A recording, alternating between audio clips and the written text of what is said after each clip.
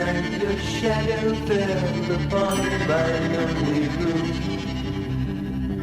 I touched your golden hair and tasted your perfume.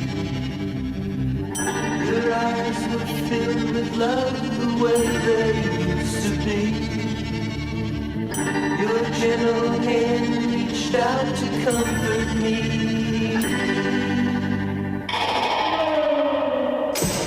Then came the dawn, and you were gone. You were gone, gone, gone.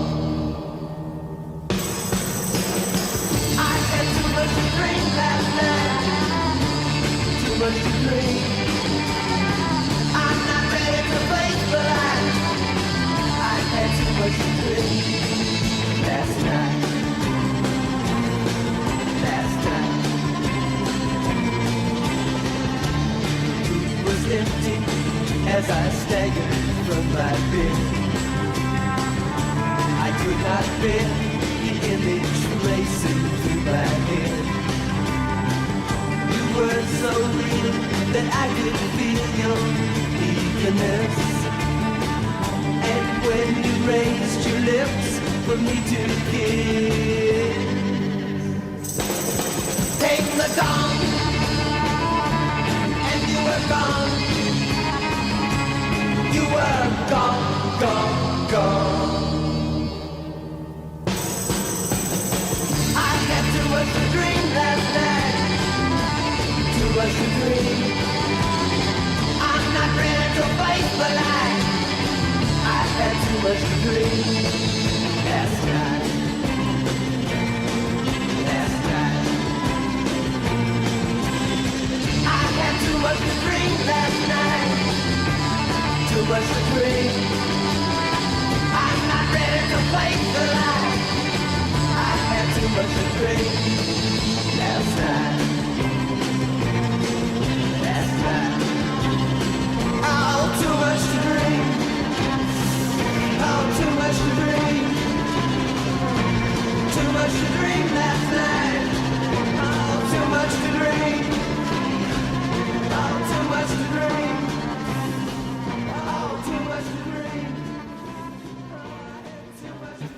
This door is kept locked at all times. The curtains on the window are always drawn. Inside the main house tonight is quite an occasion. In the year the Parrish family has lived in Boston, this is the first time anyone outside the immediate family has been invited to the house. What if Danny doesn't believe the story about the servants leaving just this morning? Well, goodness, Anna, why shouldn't he? It would hardly enter his head that we've never had servants here. We're all so good at telling lies, aren't we? Well, at least they are lies that hurt no one. Well, you'll be free of me very soon. You'll be married and in New York with Danny. Mama, to have somewhere that's really, really home. After all these years of moving one place to another and being frightened. Mama, did I tell you what Danny said to me? He said he wanted 6 children. Of course, I just sat there and stammered and blushed. What's that? It's nothing. It's a recipe. You know, Danny even has names for them. Michael and Eric and David for the Margaret, boys. And the... We'll have the Beaujolais with dinner. Yes, Papa. Oh, darling, you better run along upstairs and get ready. Yes. Danny seems to be the kind who never late. Not a second. Life must run like clockwork. That's why I love him. And I love you too, Mama. And I love you too, Papa. Oh, tonight I love the world. Ah! Mama.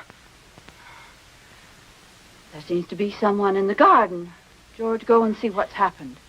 You know what has happened. Mama, please, please don't. No one can see into that room. Wash your hands. That'll help. Wash my hands. Will that wash away Jason? I hate him, I hate him, I hate him! Anna!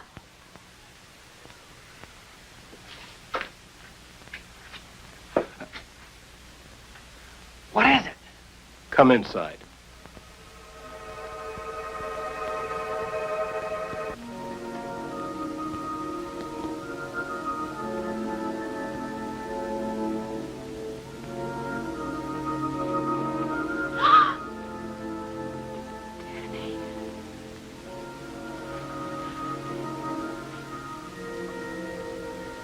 Tell me, what is it? Danny, there's nothing for you to be afraid of. I'd heard stories about her, but I didn't believe them. And then, just now, I saw for myself, sitting in a red velvet chair. That's what was so horrible. In a red velvet chair with a high back, reading a book. For all the world like a human being. Oh, no.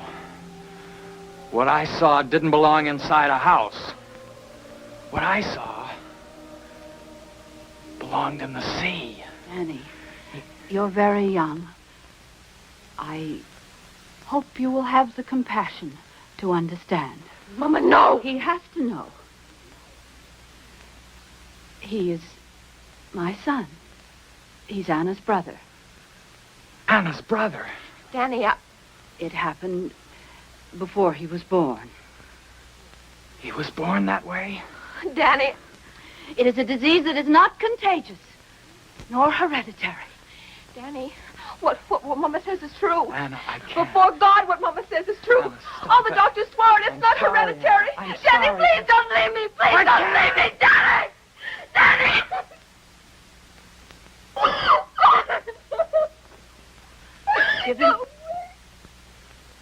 Give him time to think. If he really loves you, he will come back. No, he won't. You saw the way he looked at me. He was looking at our babies, and the babies I'll never have because of Jason. I hate him, and I wish he were dead.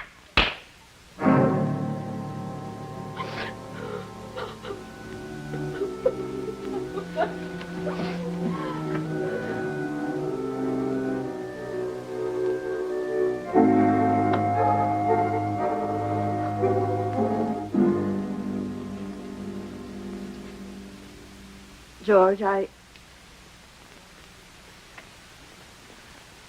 think I shall send Anna away someplace. Someplace pleasant. It's Jason who must be sent away, No, Margaret. George, not again, not now. Yes, now. George. How long can you be selfish?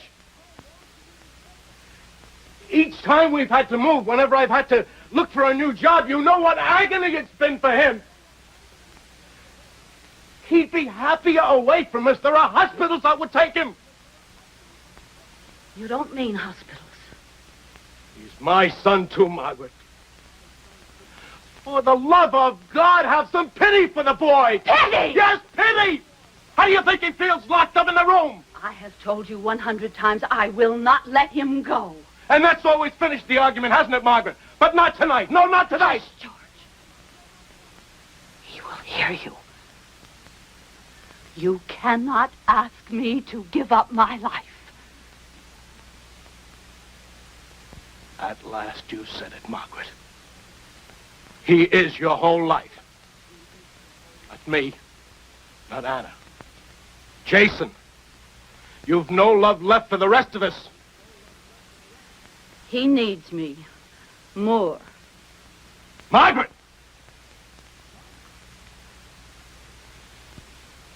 I mean what I say.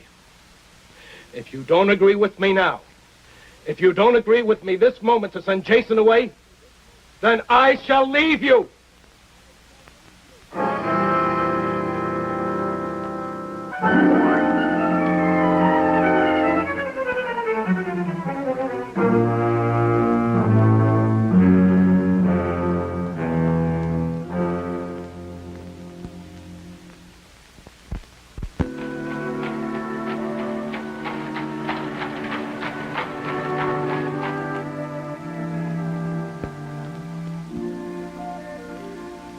Parrish, I'm Edward Brown.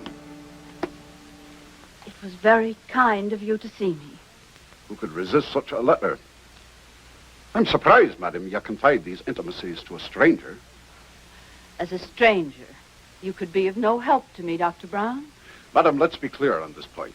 I am no longer a doctor. My name has been officially struck from the British Medical Association. I'm not interested in that. All I care about is your knowledge and your talent, Dr. Brown. Sit down, madam. Thank you.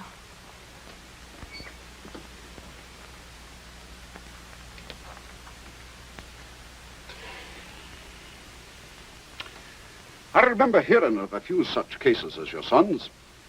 Well, other doctors have told me that almost every 100 years a child is born with this affliction. You know, Jason says that he has read a theory that all mankind has evolved from the sea, the cradle of life. But Jason says that perhaps the seed of our beginnings is still with us, and that this is God's way of reminding us that we have not come as far as we would like to think. Cradle of life. Jason sounds a remarkable boy. Madam, why have you come to me? I read of your lecture. Lecture? Lecture indeed. The papers termed it a riot. The police had to be called. Here, this is what interested me. The jeering began when Brown made claims that his so-called mind force could be efficacious in the treatment I of read the certain account, illnesses, madam. I read it. particularly ailments of unknown origin. That's why I came, Dr. Brown.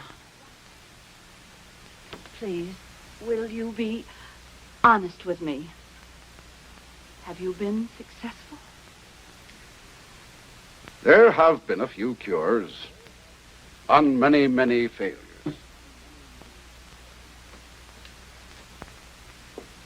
What is this mind force? Madam, if I could explain it satisfactorily, I would hardly be in my present position. All I can tell you is that I seem to have developed a kind of power. What it is, I cannot tell you. I'm not the first. There have been others. I think perhaps Dr. Mesmer was the first. This power sounds supernatural. And that would frighten you?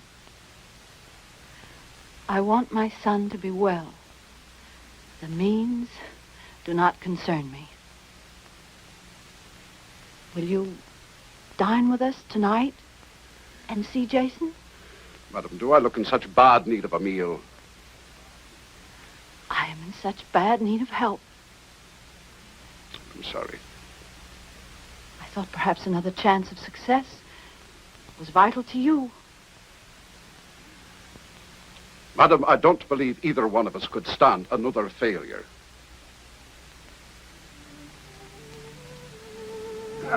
I haven't had a roast like that in more months than I'd care to say. Anna, did you hear that? Dr. Brown was complimenting you on your cooking. Mama, Papa wrote that he'd seen Danny in New York. It was just by accident on the street. They didn't even speak. Danny crossed the street. Aye, what can be worse than the loss of love? Except perhaps the loss of belief that it can happen again. If you have finished your coffee, Doctor, I will take you to see Jason.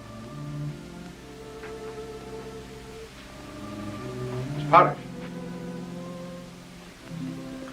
You remember at dinner me talking about my life in England? What are my beliefs? I was made to look a fool. Many people turned their backs on me, including someone I loved most dearly. But now I'm glad it happened. Now I know there was no real love between us. Someone who loves you will not desert you, no matter how severe the test. Do you believe that? I don't know. Perhaps I could help you to believe. Come, lass. Come and sit down.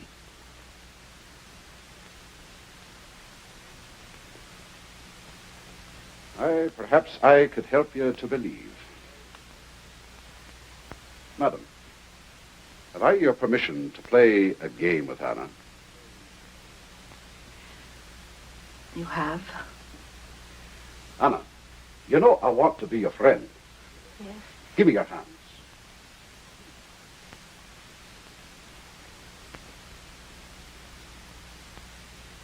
Anna,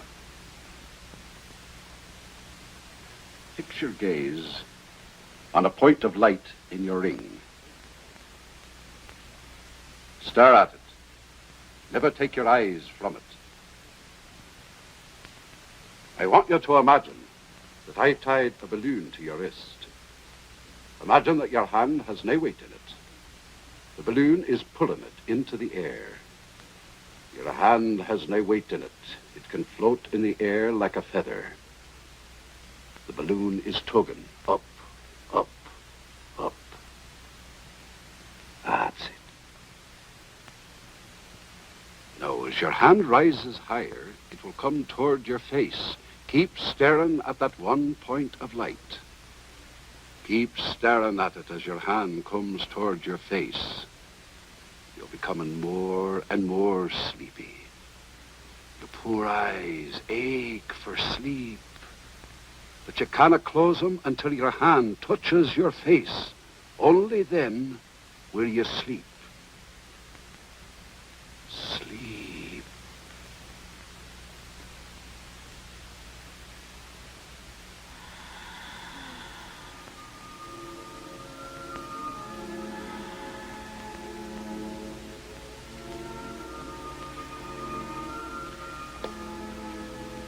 It's easy with someone so eager to escape. Does she hear us? Only me. What sort of sleep is this? Where is she? I warned you. Somewhere beyond our understanding. You remember what I told you about the power the mind has over the body? Let me show you. Anna, now you are even more deeply asleep. You hear nothing but my voice. Yesterday you had an accident in the kitchen. You scalded the back of your hand with boiling water. The skin is still raw and sensitive from the burn. Touch the back of her hand.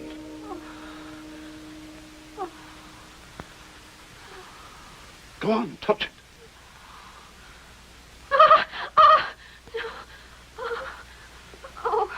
The burn is healed. The pain is all gone. In fact, you have no feeling in your hand whatsoever.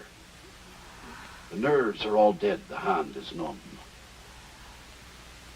Have you a pin?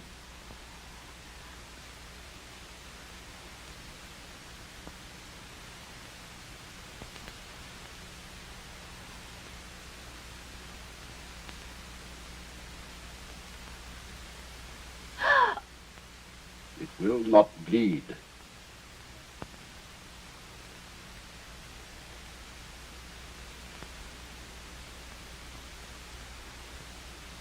Now the hand is as it was, as if the burn had never been. Anna, listen carefully to me. When you wake up, you'll be as happy as you were before Danny went away. You will not forget him. You will only forget the pain of his going away. You will feel the hurt no more. When I count 3, you will open your eyes and be wide awake, feeling happier and more rested than you ever have in your life.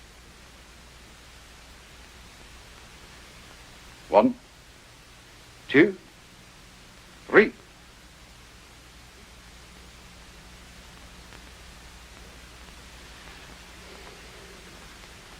What happened? I was listening to the doctor, and then I... Well, I guess I must have dozed off. Oh, I'm sorry. You must think I'm terribly rude. We'd be a deal healthier if we all took a bit of a nap after dinner. Now, Mrs. Parrish, if you'd be so good as to let me have the key to Jason's room. Yes, of course.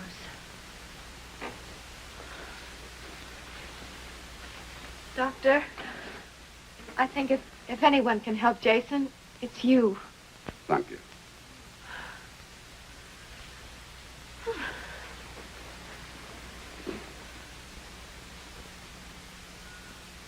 Shouldn't I come with you? You said he was expecting me.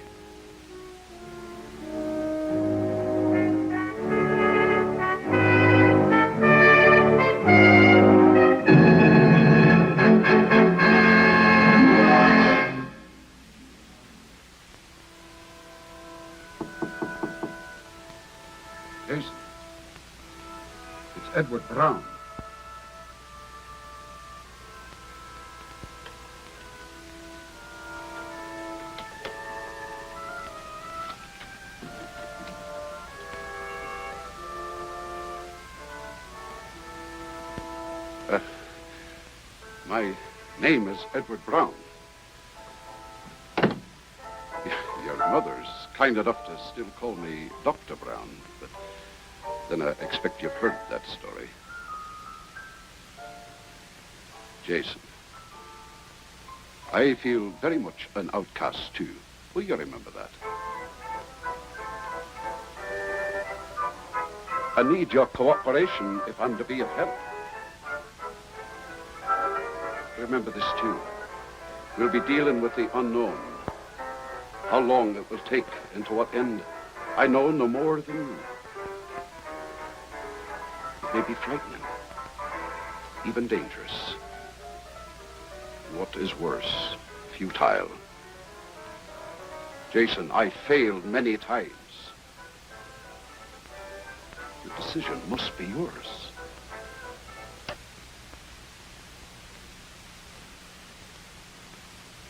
Good.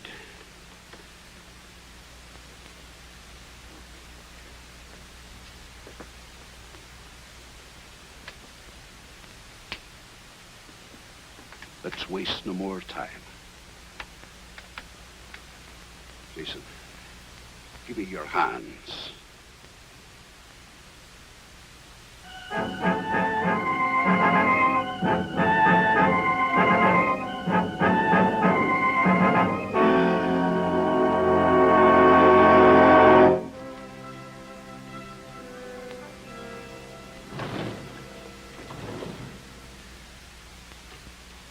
Not even on Christmas Eve.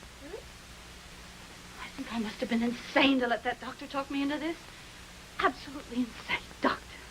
Dr. Brown, I wonder if he ever was a doctor. Mama. Not even on Christmas Eve am I allowed to see my own son. Now, Mama. He could be dead for all I know. Now, that's silly. Do you know the last time that I saw him? It was September the 2nd. And Dr. Brown, since that moment, has had nothing to say at all. Now, that is not true. Why, only last week. Last week, what did he say last He week? seemed very hopeful. Then why doesn't he let me see him? You must trust him. Well, I don't. I don't trust him. I think it's all some kind of a hoax. Jason isn't any different. There isn't any change at all. Oh, there's one thing that's changed. I've lost him. Jason isn't mine anymore. That's it. Well, that's what's upsetting you, is it, Mama?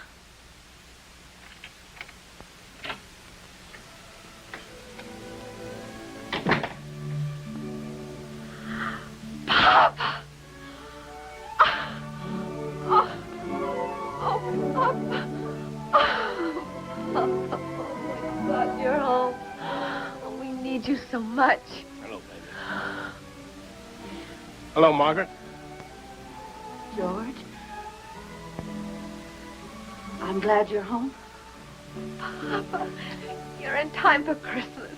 Oh, let me take your hat and coat. George, I am glad you're home, and not just because it's Christmas. I've been so foolish. Margaret, did you actually think our son could be cured by this charlatan's black magic? Papa, Dr. Brown isn't a charlatan. Why, you only have to meet him to see that. Meet him? I want him out of this house right now. Papa. Where is he? He's with Jason. Get him. But, Papa, Get him.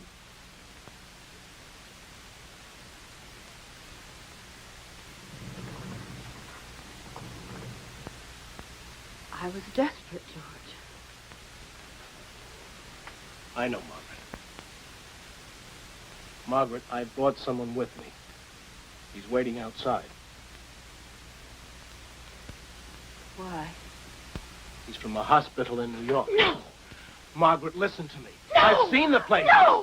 No, I've lost him once. Never again, never again. Margaret, we'll go down there together. You can see it for yourself. No! I have seen those places. I know. I would rather have Jason dead first. Margaret, all the papers have been signed. No! There's nothing you can do, Margaret.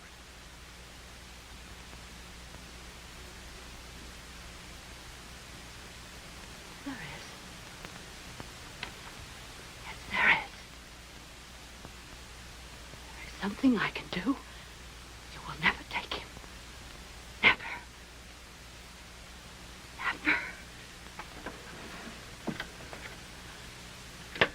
rather see him dead. There is something that I can... Mama!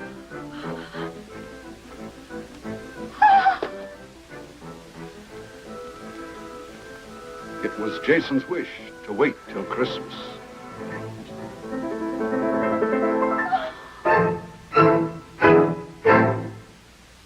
Despite his triumph, Dr. Edward Brown didn't live to see his mind force recognized as a powerful weapon against disease and pain. Only recently has hypnosis been officially admitted to the operating theater or to the office of the psychiatrist. Today we accept hypnosis as fact. Who knows? Perhaps tomorrow, telepathy may be fact.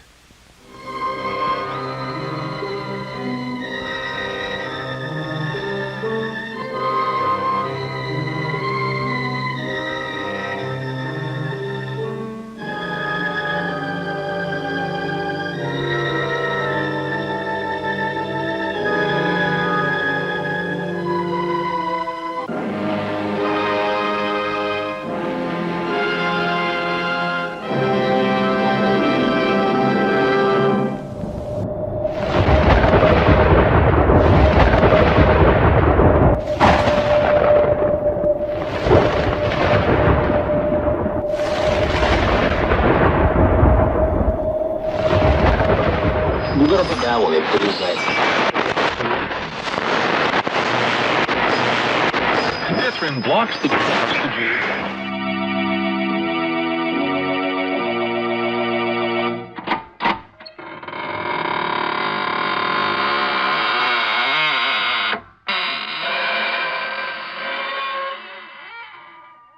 Good evening, friends of the Inner Sanctum. This is your host. Welcome again through the squeaking door to another session of mystery, murder, and madness. Oh, excuse me if I don't get up, but I'm all worn out. Yes, I've had a hectic few days with an old friend who just blew into town. He's one of those earnest souls who insists on doing everything for himself. Consultations with the monument makers, the grave diggers, fittings at the coffin maker. Yes, quite a busy body. But then we only die once, you know. Oh, these friends of yours, they're such unhappy people. They never seem to enjoy life. Mary, you've been very hard on my friends. Very. And they won't like it. But then most live folks don't enjoy being scared to death. And that's just what's going to happen to you tonight. Our story is called The Corridor of Doom. It's an original radio play written by Robert Newman. And our star tonight is a man who gives even me the shakes. The famous star of stage, screen, and radio, Boris Karloff. Have you thought about death lately? Not the fact that it's inevitable, that it must come to all of us someday, but rather how it will come. Do you think of it as a sleep and a waking?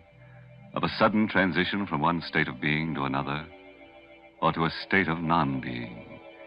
John Clay was one of those people who never thought about it at all, until he found himself walking down that dim and endless passage which... But suppose we let Boris Karloff in the role of John Clay tell you about it himself. If your blood pressure will take it, put out the lights and come on a little trip down the corridor of doom. When I woke up, I had no idea of where I was or how I'd gotten there. I was lying on a hard, white bed in a clean, white room. There was a dull pain in my abdomen. Touching it tentatively, I felt a bandage. So that was it. An operation. But for what? And where was I? At that moment, the door opened, and she came in. Good afternoon. Or is it evening? Whichever you prefer. It doesn't matter. My name's Clay. John Clay. Yes. And yours? You can call me Nada. Exactly. Where am I? In what hospital? It has no name. What? But that's ridiculous. I'd like to speak to Dr. Rogers. If you'll get him for me, please. There is no Dr. Rogers. At least, not here. Then who operated on me? And for what? Listen, I'm not a well man. I've a very bad heart. Will you get someone who can talk to me? If you wish. I'll call Dr. Stone.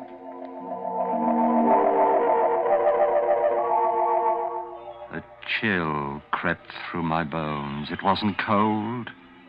It was fear, unreasoning and abysmal fear. The door opened again, and there stood a heavy-set man, his hair flecked with gray, and with him, my son-in-law, Alex Bartlett. Alec, I can't tell you how glad I am to see you. Hello, Father. But why are you standing out there? Why don't you come in? Oh, no. No, I shouldn't advise it, Mr. Clay. And why not? And why... Oh, was it you who operated on me? Yes.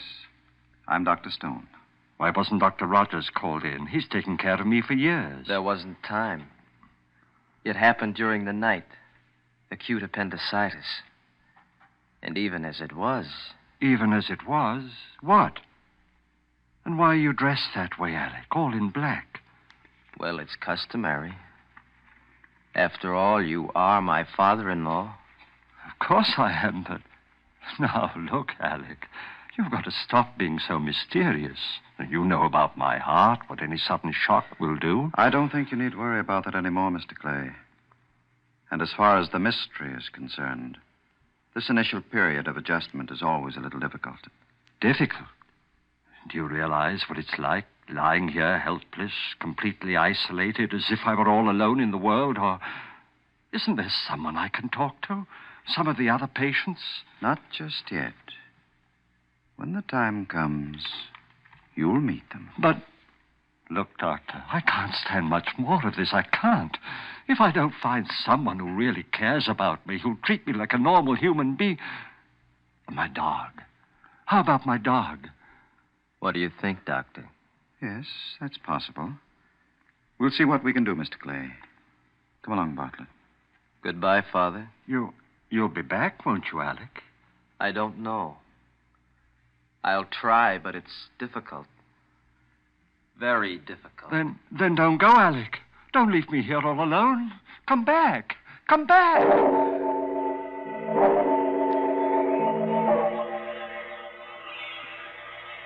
I waited and watched and waited. Then the door opened, and there was the doctor again.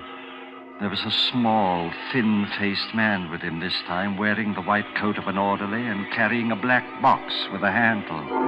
My dog! You brought my dog. All right, Martin. Give it to him. Yes, sir. Here, thank heaven, now at least. Come on, Carrie. Come on, boy. Get up. Wake up. Why, what's the matter? Carrie! He's not asleep. He's dead. You wanted him, Mr. Clay. But why didn't you tell me? When did he die? How? How old was he? 11 and a half, maybe 12. Pretty old for a dog. That's probably why he could come. What do you mean? What are you trying to do to me? Don't you realize I'm a sick man? Easy, Mr. I won't Clay. take it easy. I won't stay here another minute. I'm leaving right now. Sorry, but I don't think we can permit No, well, we'll see about that. You're getting yourself all upset for no reason, Mr. Clay, making it very difficult for the rest of us. Martin, Yes, sir. you'd better let me have some of that bottle there. About 10 cc's. The red medicine? Yes. I don't want any medicine. I won't take it. Now, please, Mr. Clay. I won't, I tell you. No, I don't want the... It's awful. Salty. It tastes like... Yes. But I think you'll find that it will make things much easier for you. Very much easier. You're doping me up. That's what you're doing. Putting me to sleep. You think that when I wake up, I'll forget about everything. Yes, Mr. Clay. You'll forget about everything. Everything.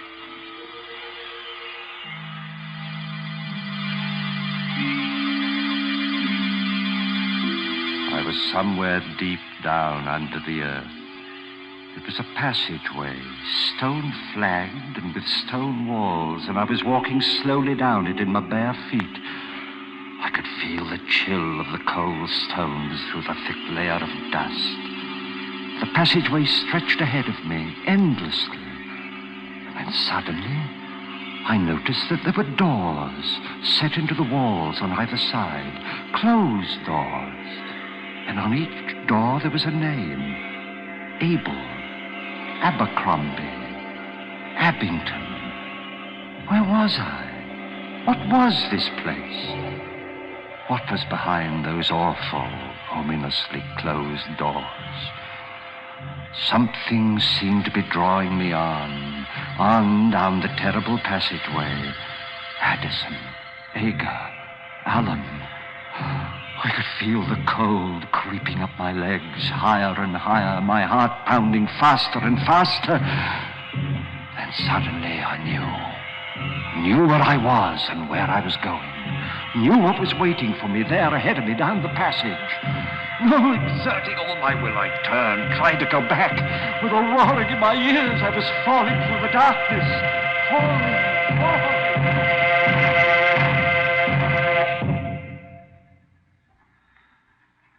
When I opened my eyes, I was in that cold, white room again, clutching the blankets with trembling hands. How do you feel now, Mr. Clay? You cried out, sir, as if... A dream. The most awful, horrible nightmare I ever had. A dream? The doctor will be very interested.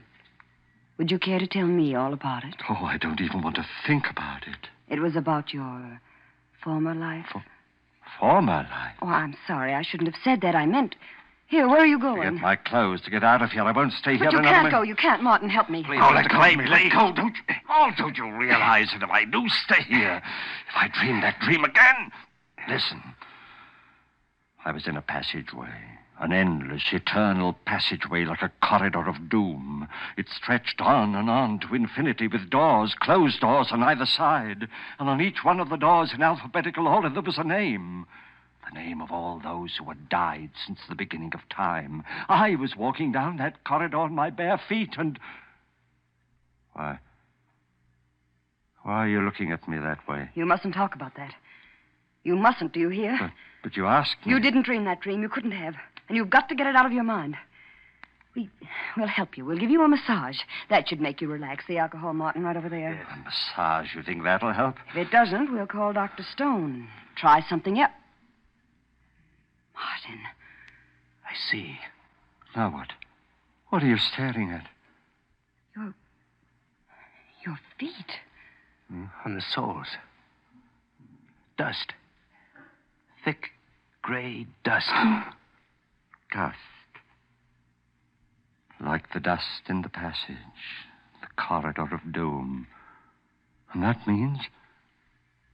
It wasn't a dream. It means... I was really there.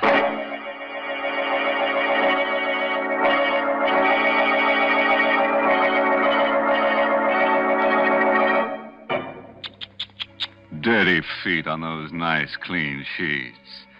No wonder our friend the nurse seemed so upset. Or was that the reason? Maybe she was just disappointed that he still hadn't told her about his operation. Yes, that always has them in stitches. Great big stitches. Like the ones they take in a shroud. Mr. Host, I'm afraid I just can't believe this story. I can't believe that it really happened. Is that so, Mary? Do you think Mr. Clay got that gray dust in his feet because he has feet of clay? Hmm? There you go again. Always looking on the discouraging side of things. Well, now I think it's about time to take another little walk. Yes, down the corridor of doom with our star, Boris Karloff. And by the way, don't be concerned about getting too tired, because you'll only have to walk one way. That's the nice part of a trip like that. You don't have to worry about coming back. I lay there, staring down at my feet. No, it had not been a dream. For there, on my feet, was the thick, heavy dust from the corridor of doom. I had been there. walking down its awful silence, not in my mind, but in the flesh. My heart clenched like an icy fist that I threw the blankets aside, started to get up. Mr. Clay, what are you doing? Where are you going? Let me go. But you can't get up. You can't leave. Oh, let me go. Martin, quick, help me. Please, Mr. Clay. Oh, for heaven's sake, let me go. Don't you realize what this means? If it wasn't a dream, and if I stay here, go down to that horrible place We've again... got to make him quiet down. Some more of that medicine, Martin. Another 10 cc. Right. Oh, no, no more of that. It's here, Mr. Clay. You must take it. You must. It will make you sleep.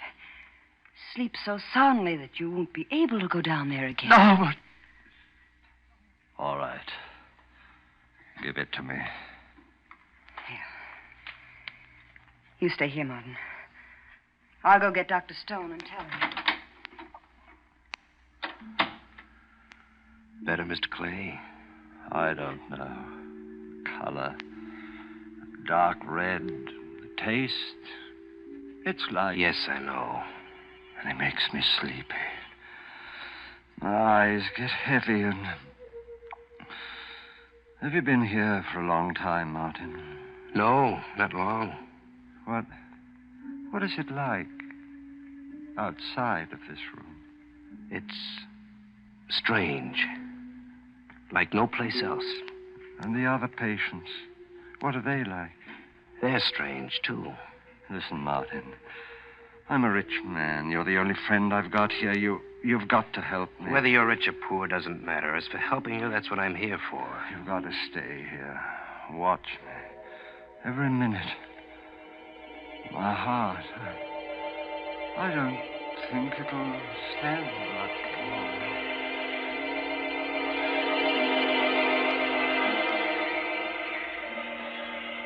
My first sensation was one of cold, numbing cold, creeping up my limbs. I reached for the blankets, couldn't find them. Then I opened my eyes, and I was there again, back there in that awful endless passage, that corridor of doom. The same stone wall, stone floor, covered with a thick layer of dust. The same doors with a name on each one, on both sides of me. But now I was up to the bees. That one there, Barbara, next to it, Babbitt, and then Backer. I tried to cry out, but I couldn't utter a sound. I tried to stop, check myself. My muscles didn't respond. Slowly, heavily, I continued walking on down that endless passage, past Badger, Baffin, Bagley, past the bees and towards the seas, towards a door with my name on it. My heart pulsed, pounding with terror. My breath rasped in my throat. Convulsively, I clutched at the walls, forced myself completely around. Then, as if I were fighting against a roaring gale, I drove myself back. One step I took, 2, 3, and I stumbled and was falling again. Falling through darkness, complete, absolute, unending.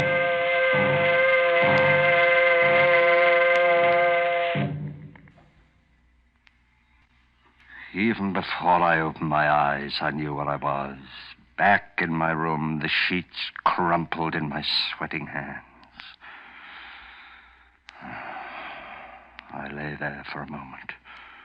I knew that this was my last chance. Slipped out of bed, tiptoed to the door of the room, opened it a crack, and peered out, a hospital corridor. And sitting at a desk halfway down it, the nurse. Could I slip past her? Then on a table next to the door, I saw the telephone. A telephone! Now I could get help, reach someone who would save me, take me out of this place. Picking it up quietly, I dialed my daughter's number, Alec Bartlett's wife.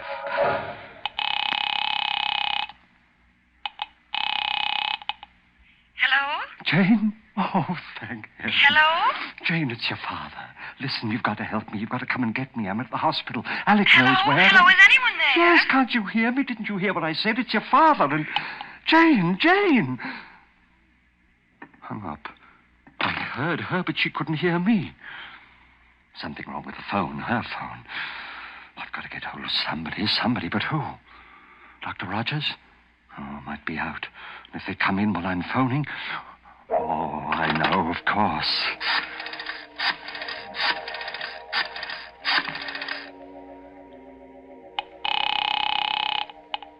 Police headquarters, Ryan speaking. Hello, police. This is John Clay of Riverside Road. I'm at a hospital. I don't know where. Hello? But can't you hear me, officer? For heaven's sake, listen. It's a matter of life and death. John Clay at a hospital. My son-in-law, Alec Bartlett, can tell you where. Hello? Officer, listen. Don't hang up. Don't. Nuts. Officer, hello. Anything the matter, Mr. Clay? Dr. Stone, your telephone, there's something wrong with it. No, Mr. Clay.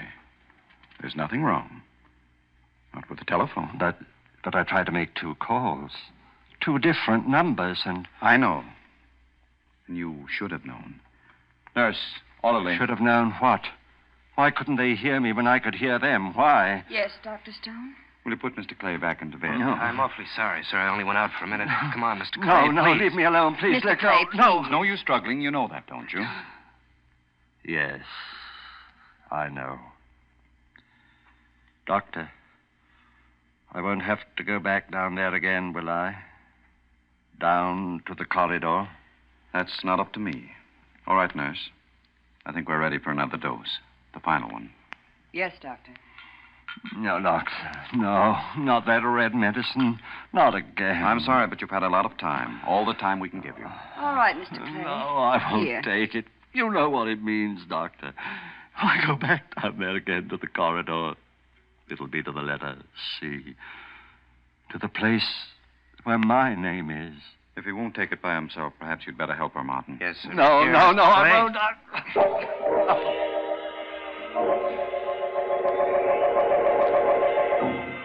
Again, I knew where I was before I opened my eyes. I could feel the dust under my bare feet, and through the dust, the biting chill of the cold stones. I was there, back in the corridor, walking down its silent length past the blank, closed doors. For the names on the doors, now they were all C's. Cabot, Cadden, Cahoon. On I walked, the beating of my heart, the pounding of my pulse loud in my ears. On down the passage, no longer even trying to fight against what I knew was inevitable. On past Cameron, Chelsea, Chiswick, and then, suddenly, terribly, one door. A door with my name on it, gaping, waiting for me. I tried to stop, to turn, but my legs carried me forward. I was but 2 doors away. I could see into it now, see that it contained nothing. Absolutely nothing, not even a coffin. Just stone walls and a flat stone slab. I was turning to step over the threshold. I made a last convulsive effort. Merciful heavens, help me! Save me!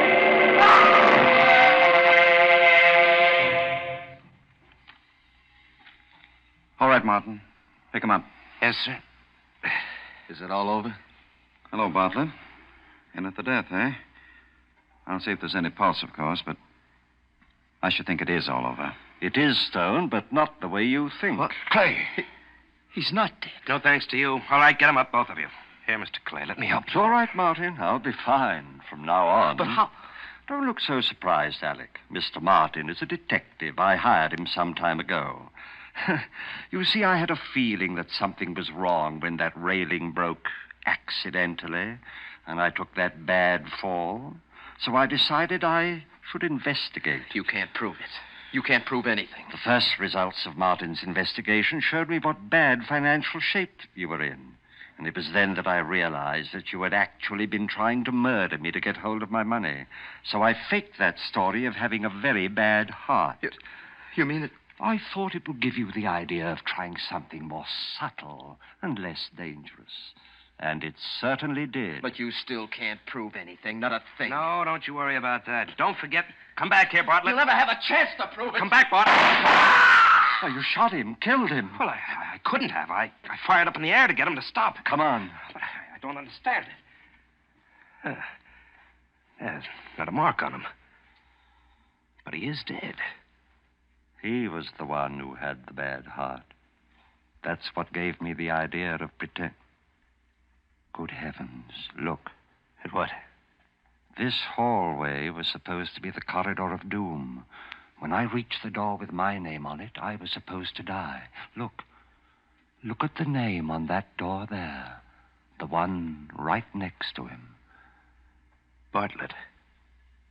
His name. So what? Nothing, Martin. Nothing at all.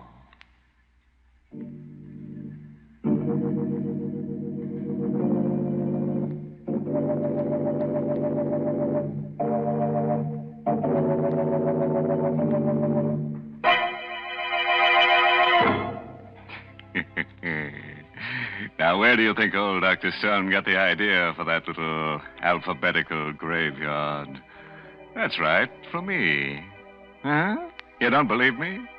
Then come on home with me tonight, and I'll show you the one in the cellar of my house.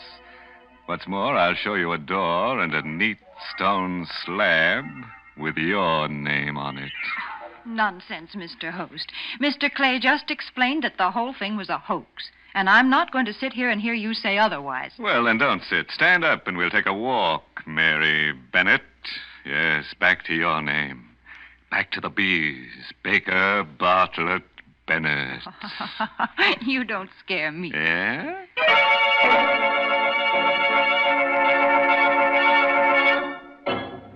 And now a word of advice. If you should wake up tonight with a sudden chill, find yourself walking barefoot down a dusty stone corridor with doors on both sides of it, don't get excited. Just insist on a doom with a view. By the way, this month's Inner Sanctum mystery novel is The Whistling Legs by Roman McDougal. Yes, and next week's Inner Sanctum story, directed by Hyman Brown, and brought to you by Lipton Tea and Lipton Soup. Next week's story is about women. Yes, 2 women who like to be treated rough. Choke 'em to death, shoot 'em, murder 'em. They'll love you for it. And who do you think is going to be their boyfriend? That's right. Boris Karloff. Boris Karloff will be with us again next week, because who else could love such women? So, if you're in a tender mood, tune in next Tuesday. Until then, good night. Pleasant dreams.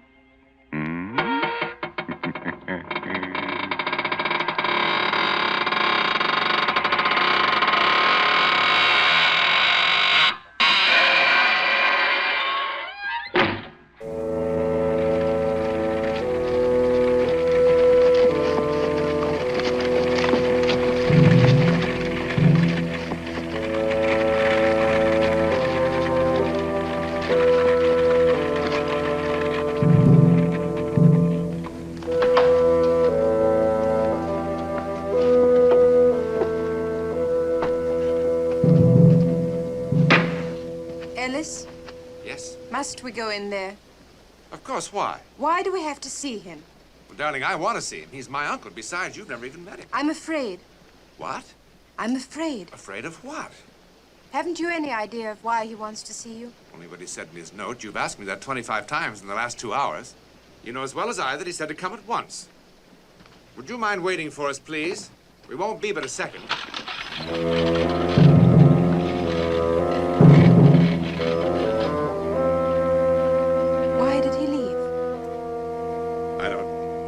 I have no idea. He looked, well...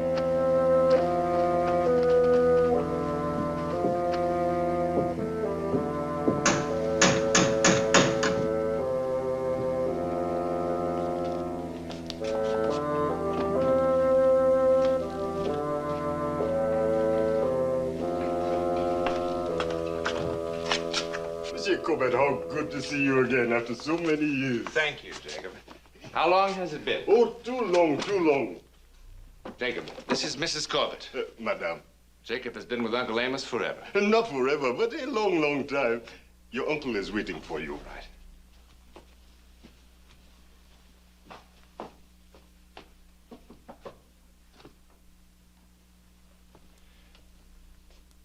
Well, Jacob, how have you been? Oh, well enough, thank you, sir. Enter.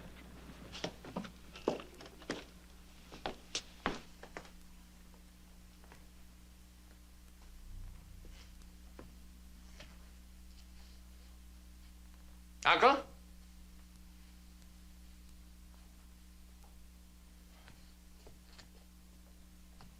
Uncle. Nephew? This is my wife, Sheila. Uncle Amos?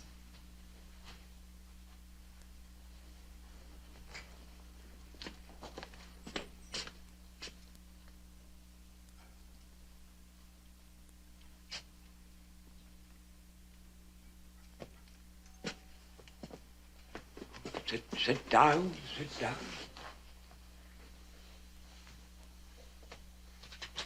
Uncle, I was trying to tell Sheila on the train how long it had been since I was am in this about house. to die. What did you say, Uncle? I say I am about to die!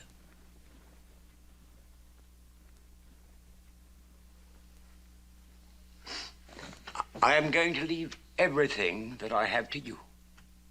I'm not happy about this, but since you are my only living relative, I have no choice.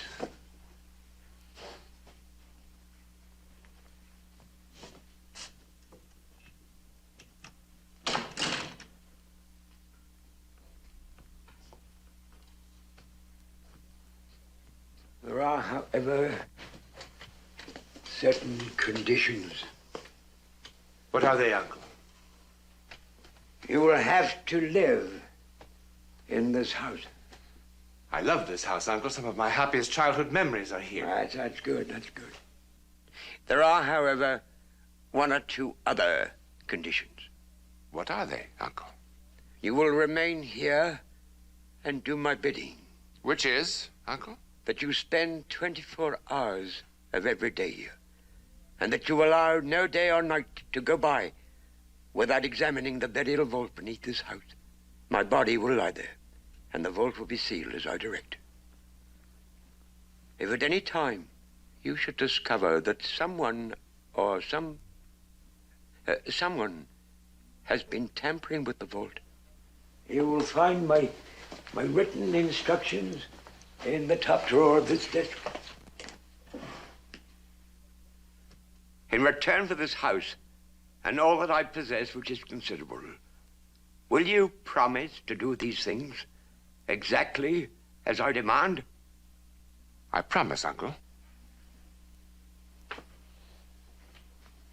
Exactly as I demand! Exactly.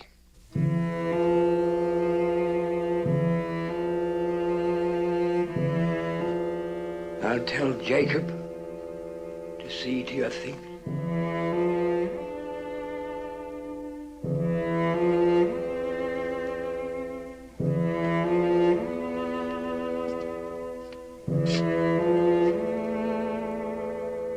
I'll block him yet.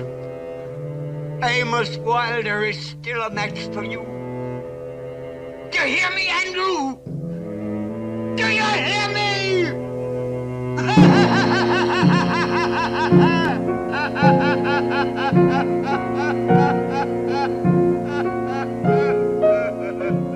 Can you hear me, Andrew? Can you hear me? The frightened challenge of an old man. To whom? Or to what? Questions. How does the old man know that he will soon be dead? And why does he fear that which may follow his death? Questions. Questions which will be answered before the night is done, as sure as my name is Boris Karloff. But what are the questions that remain unanswered? Black secrets, jealously guarded, handed down. Spells, incantations, rituals, curses. The mysteries of the universe that have been revealed through the centuries only to a scattered, unscrupulous few who thrive on evil and aren't too particular about the final disposition of their immortal souls. Such a man was Andrew Bentley. And our story tonight concerns the efforts of the living to combat his return from the world of the dead. players are John Newland, Antoinette Bauer, Philip Burniff, Oscar Baregi, and Reggie Nalder. Yes, my friends, there are those who believe in the occult arts, and it is said even those who practice them. All that is required is the proper recipe, a gentleman's agreement with the devil, and an unflinching faith in the supernatural. Can it really be true? I don't think so. Everybody knows there's no such thing as magic.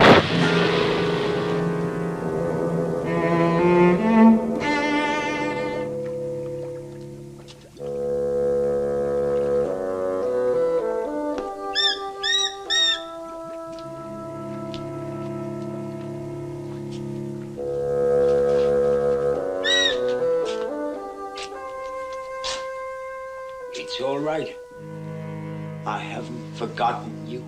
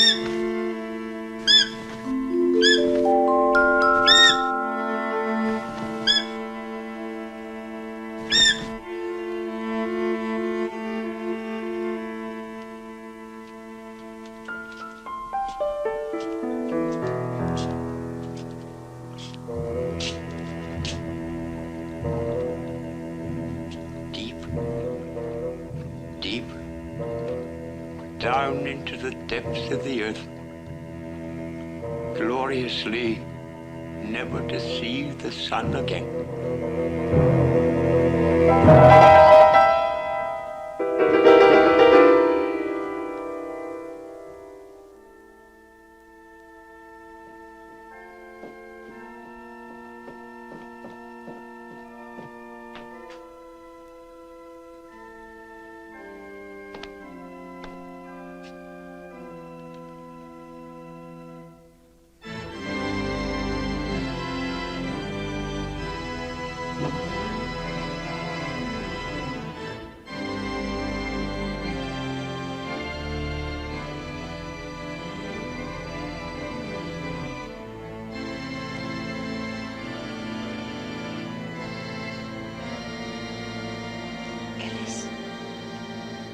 Must be Uncle Amos. Why is he playing the organ at this time of night? I don't know. It is his house, darling. It sounds as if it were coming from the cellar. You go back to bed. I'll go down and see what it is. Ellis, let me go with you, please.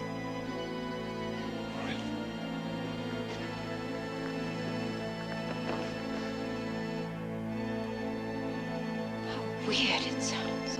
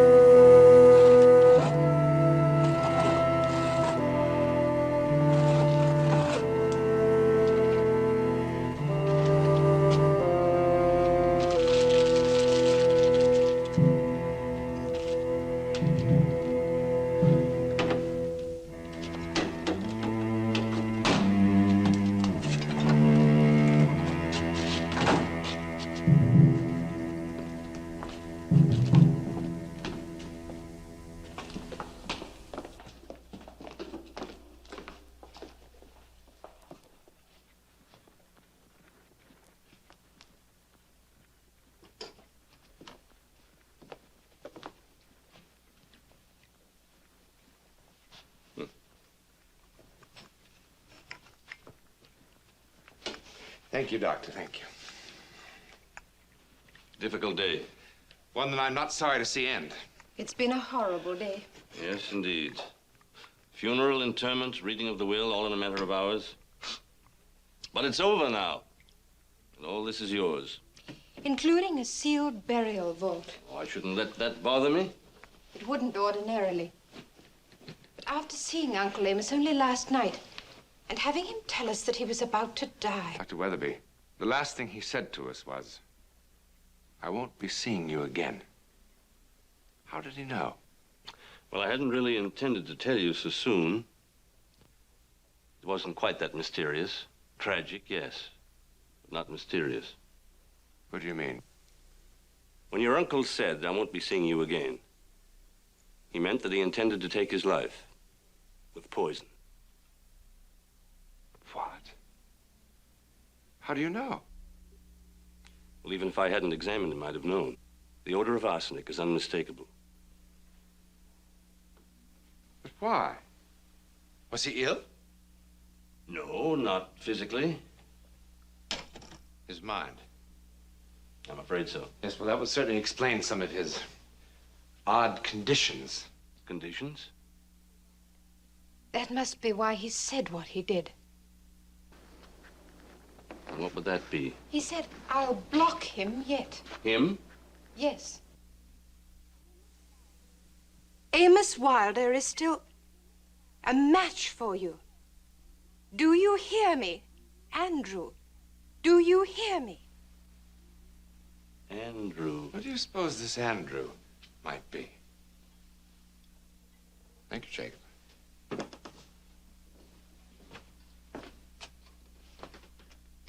Yes, Jacob? Sir, I realize that this is not the time for this, but... What is it? I wish to leave, sir. Leave? Yes, sir. You mean permanently? Yes, sir. But why? I have my reasons, sir. Well, I'm sure you have, but after 30 years with my uncle...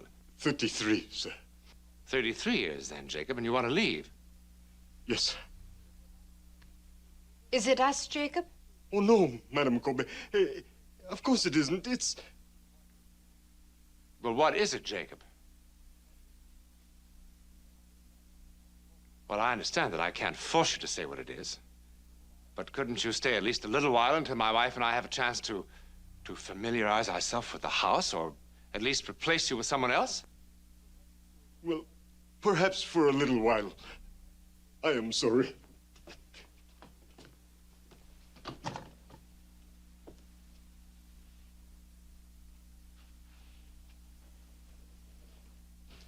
I wonder why Jacob was so upset. Did you see how he was? He's been acting strangely ever since my uncle died. Why do you suppose he'd want to leave after so many years?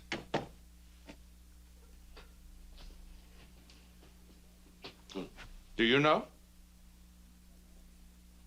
Dr. Weatherby, who is Andrew?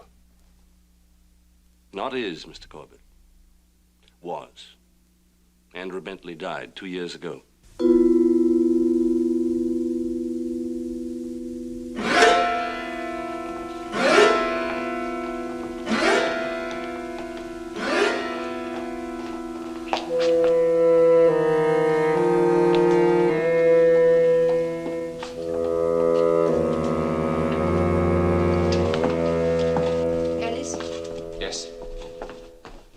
Your uncle was really mad. I think he must have been. Then why are you doing this? Why are you staying in this house and agreeing to these incredible conditions? I don't know. Except that, well, I did promise. It really isn't that much trouble. After all, he did leave us everything he owned. Didn't he?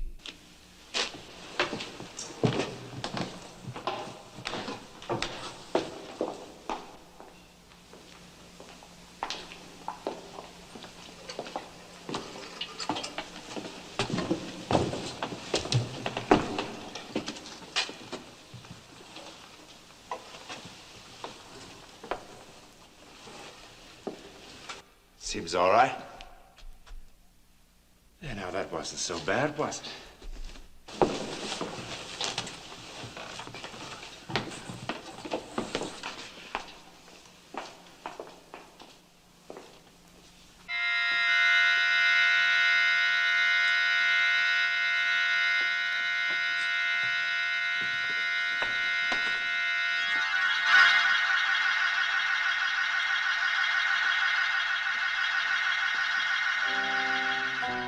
noticed that almost every book in here is about the occult. Yes.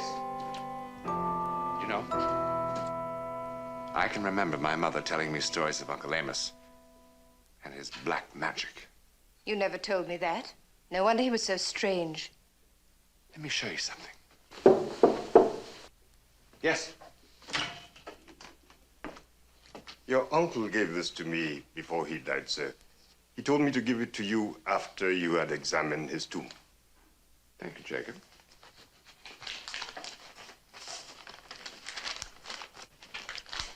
What is it?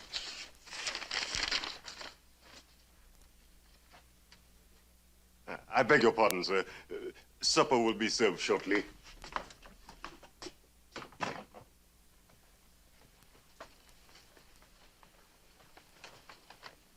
Ellis, you must bring Burkhardt here, if he has not already protected me. Otherwise, see marked book on second shelf of 7th compartment in study. Do we know any Burkhardt? I don't think so. Well, let's see if there's a marked book on the second shelf of the 7th compartment. 1, 2, 3, 4, 5, 6.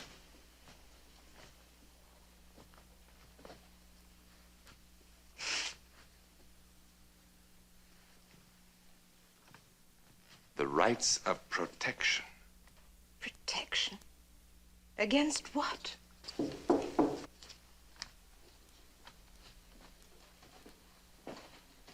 Yes? The Reverend Burkhardt to see you, sir. Good evening, Mr. Corbett. Good evening, Reverend. This is my wife, Sheila. Mrs. Corbett. Please, come in and sit down, Reverend. No, thank you. I only have a moment or so. I just wanted to stop by and, first of all, extend my condolences on your uncle's tragic demise.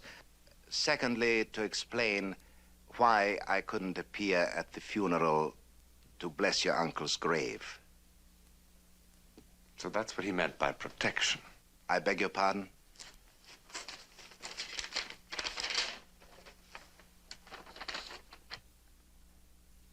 Oh, I see.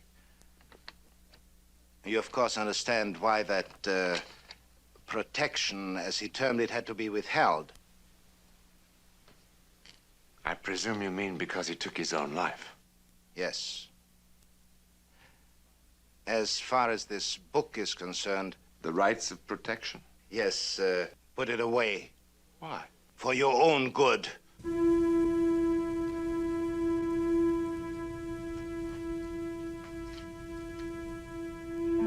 For protection of... No. That's from things. Walk the night.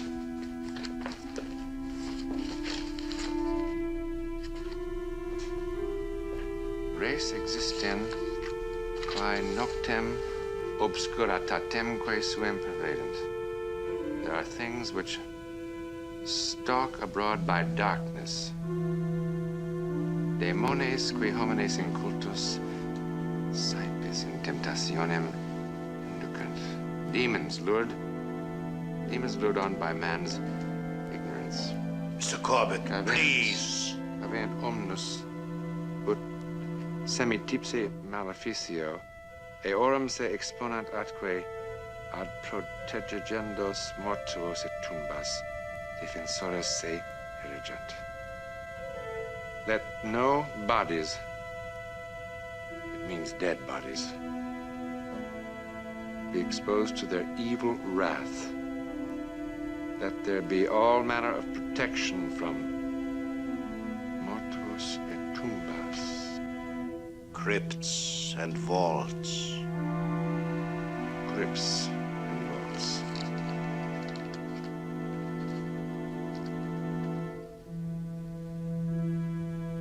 Quia demones per loca mortifera sine lege vagantur, adquer interficiendas animas. For know you that these are soulless demons who haunt the places of the dead seeking to possess these dead and use them.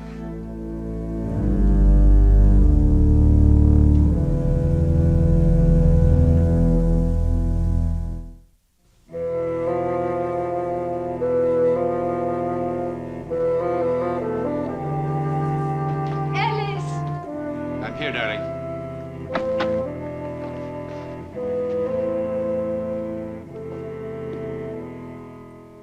I don't think I can stand this house much longer. Why? What's the matter? There's something unnatural here. Strange noises.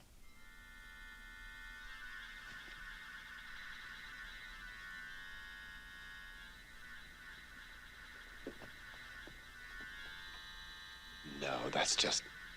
Oh, don't be silly. This is the most incredible book. I just read something. I don't want to hear it. How long are we going to stay in this place? How long? 24 hours of every day.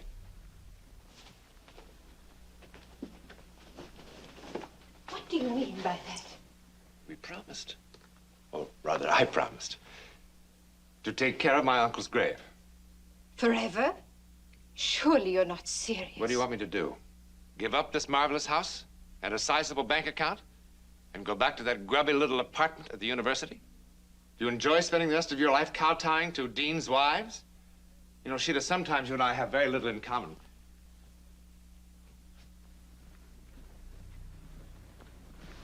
I'm sorry. Really, I am. It's just that this whole business has me edgy, too. Forgive me. It's just that now, at last, I have the time to write. I'll never finish my book if I have to go on preparing for classes day after day after day. I know, I know. It's just that this house depresses me so. But you'll get used to it. I'm sure you will. I have.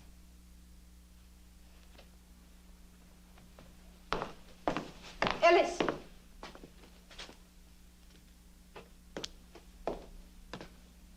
Where are you going? To examine the vault. Do believe it, don't you? I don't know. You want to come with me? No.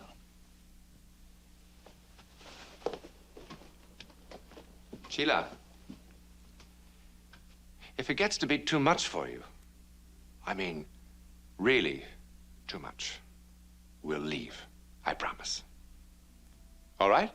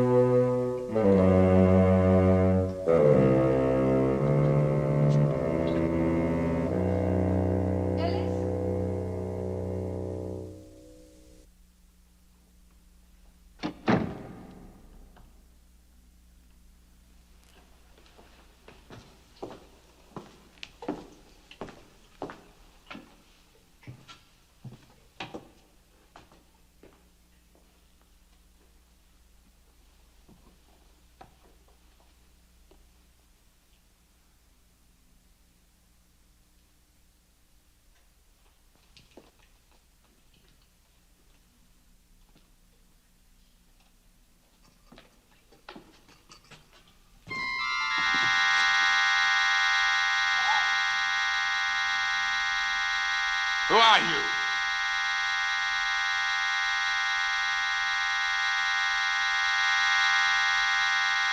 Get away from that door.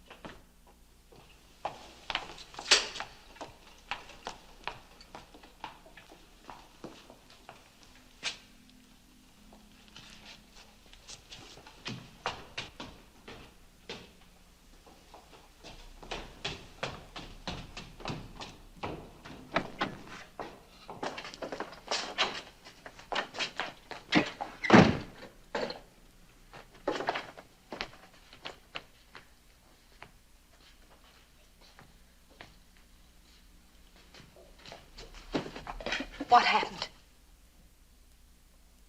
There was a man down there. There was someone trying to get into the vault. Into the vault? I told him to stop.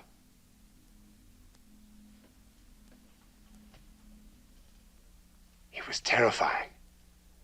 I tried to stop him. I started to move toward him. And suddenly I heard a sound. I looked over my shoulder, and I saw...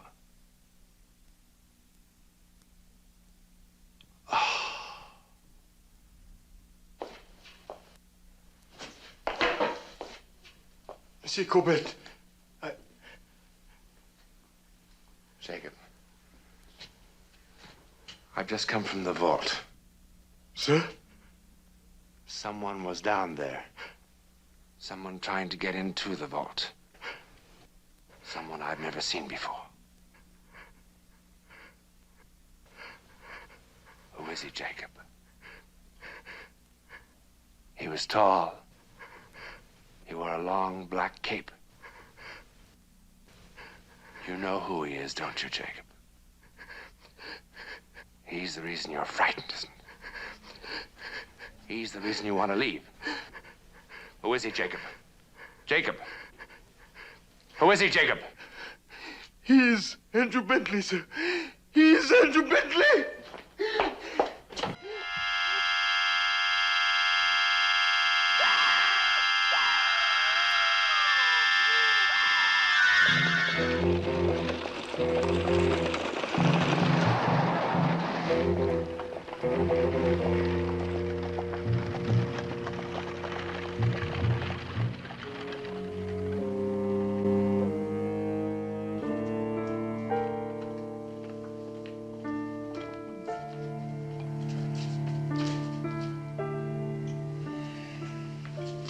Let's cover him up.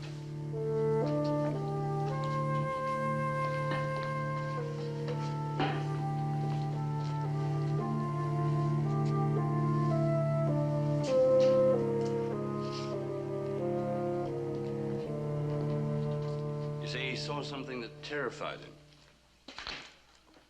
Who is Andrew Bentley? You know who he is, don't you, Doctor? Yes, I know. Who is he? Am I to understand that what Jacob saw was Andrew Bentley? Sheila saw him, too. I saw him. You saw him? Yes. You couldn't have. He's dead. The man we saw is not dead. Nobody has seen Andrew Bentley for 2 years. Who is he? Tell me. I never knew him very well. He was a man I never had any dealings with whom I never cared to have any. In all my life, I've never known a human being whose mere presence was so completely evil. Why was he evil? He was said to be a sorcerer, a practitioner of black magic. You believe this? I don't know. All I know is that everyone here feared him. I feared him. Why? What were you afraid of? It's impossible to say, really. It was all emotional. Something sensed rather than understood. Things that people claimed to have seen and heard. Weird companions. A strange, horrifying sound. What kind of sound? Why do you ask? Because we heard a sound. Tonight. A terrible sound. Is this the man you saw?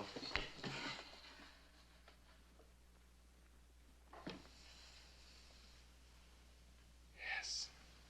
That's Andrew Bentley. Your uncle gave me that photograph. But what is that? His familiar? His what? His creature. A demon summoned to do his bidding. I saw it. I saw it. But why is he here? Why is Bentley here? Foreknow you that those soulless demons haunt the places of the dead. Seeking to possess those dead? use them. They want my uncle's body. That's what he was afraid of. What are we to do? What letter? The last thing my uncle told me was that if ever we suspected that someone was tampering with the vault, we would find written instructions in a letter in the top drawer of his desk.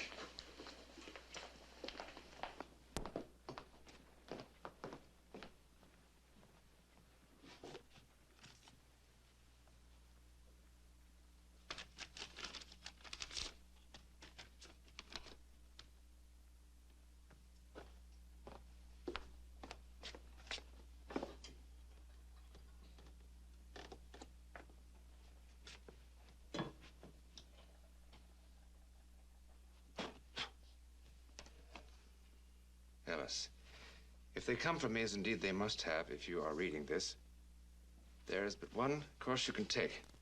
Bentley's corpse must be found and utterly destroyed. Then he is dead. But we saw him. I killed Bentley almost 2 years ago. Stabbed him with a hunting knife, which must still be fixed in his skeleton.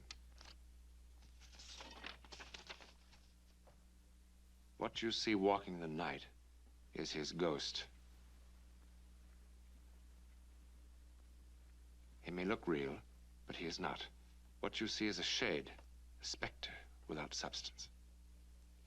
Both Burkhart and Weatherby suspected that I aided Bentley in his obscene rites. But that was long before I knew what depths of evil lurked in Bentley's heart. Yes, I knew about your uncle's preoccupation with this... Black magic. Yes, if you will. But I didn't know it had gone this far. When he summoned forth that hideous and hellish demon of his, I had no choice. I killed Andrew Bentley. After I killed him, I placed his body in the vault.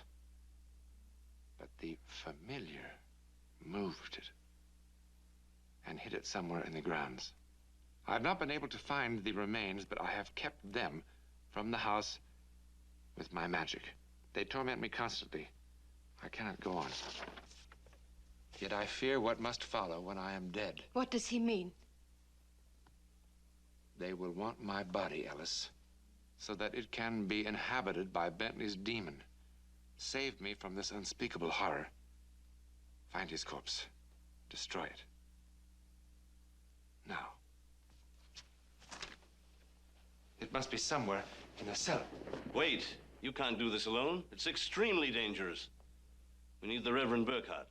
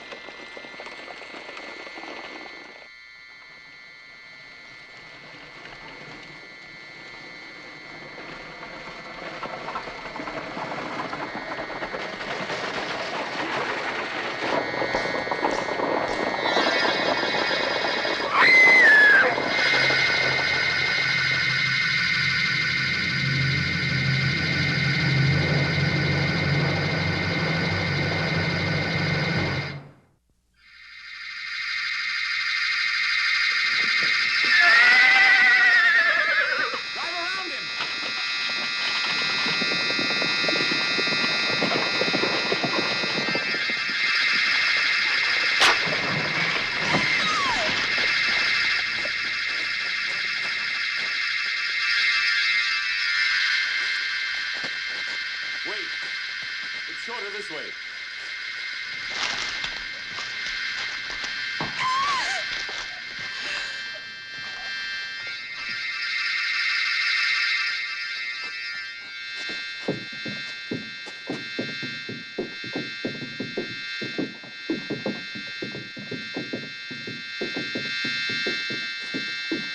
Look. Why did he stop? The river. They can't cross water.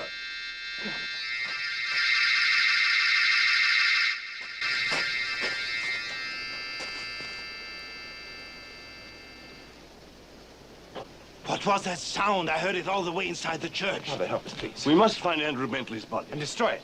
Please. My carriage is behind the church. Quickly.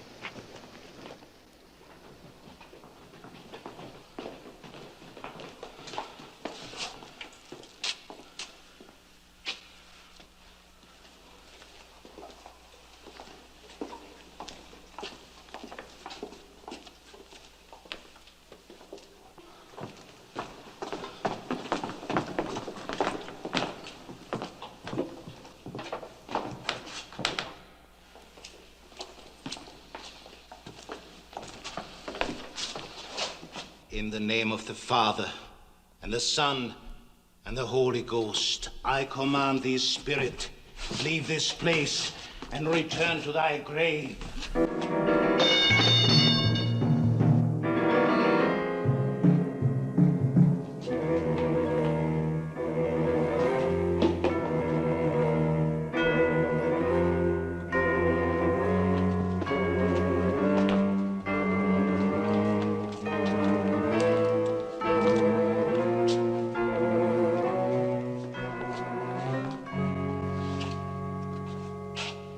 We saw him come in here. There's obviously another way out of the room.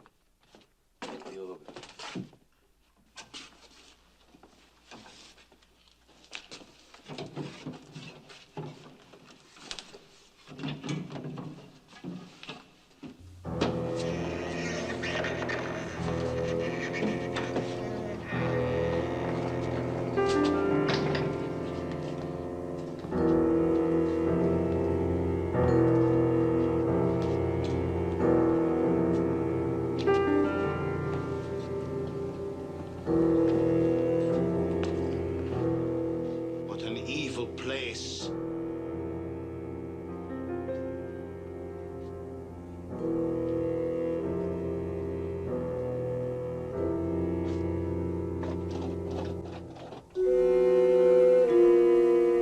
Burn it.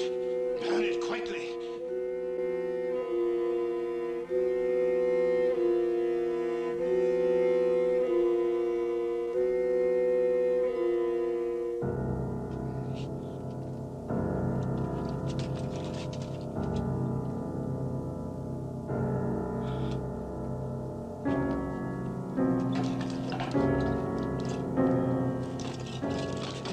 Hand me that pot of oil.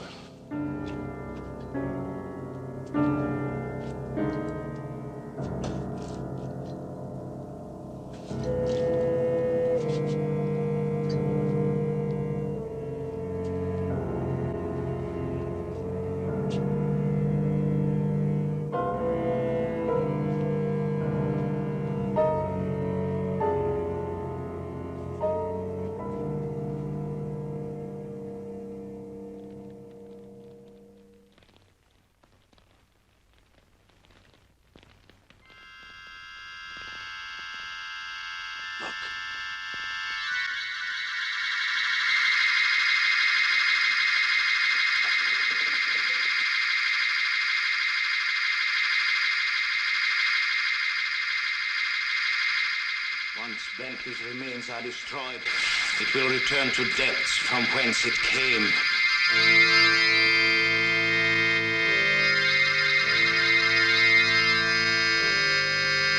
Now, for the love of God, rest in peace. No. From this time on, there will be little peace for the soul of Andrew Bentley. For the sake of God, justice will now be done.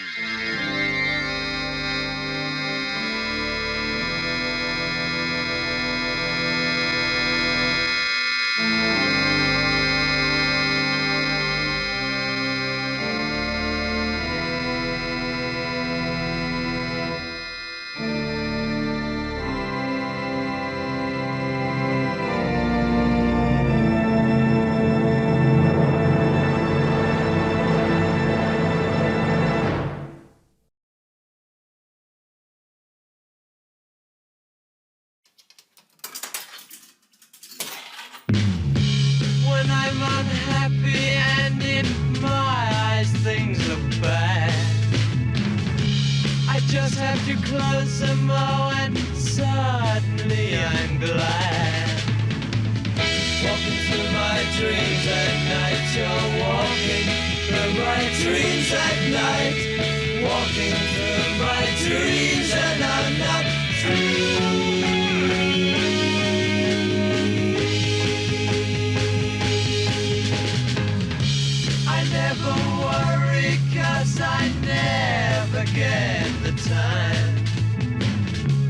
sweep our thoughts away. When you cross my mind, walking through my dreams at night. You're walking through my dreams at night. Walking through my dreams and I'm not free.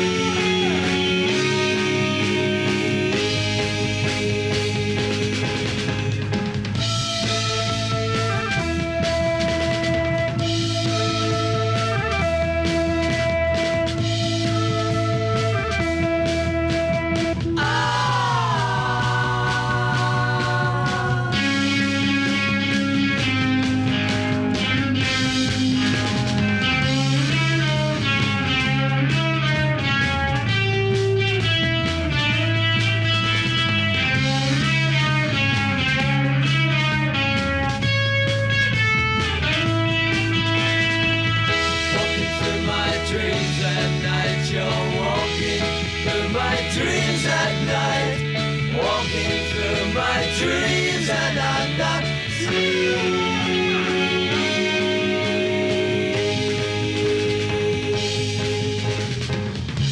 Won't lift my sleepy head in case the vision goes. Here in purple velvet now where time and motion slows. Walking through my dreams at night. You're walking through my dreams at night. Walking through my dreams and